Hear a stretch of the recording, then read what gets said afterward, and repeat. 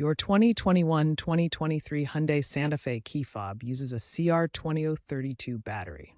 When the range decreases or the fob stops working reliably, it's time for a replacement. You'll need a new CR20032 battery, available at most retailers for $2 to $5, and a small flathead screwdriver or coin. Start by locating the small seam on the back of the fob.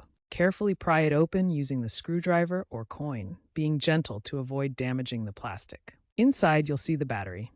Take note of which side faces up, the positive side. Remove the old battery and insert the new one in the same orientation.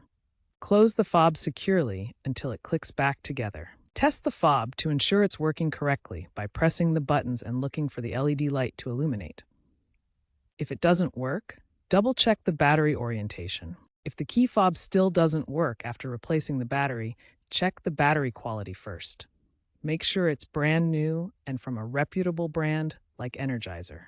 Counterfeit batteries are a common cause of problems. Clean the battery contacts inside the fob with isopropyl alcohol.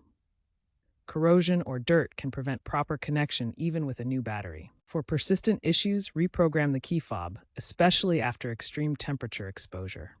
Extreme cold can cause rapid battery drain. Store the fob in a warm environment or wrap it in plastic. Cheap off-brand batteries also contribute to this problem. If issues continue, visit your Hyundai dealer as there may be a software glitch. Looking ahead, keyless technology is evolving. NFC-based keys and smartphone apps may eventually eliminate the need for battery-powered fobs, offering more convenience and reliability.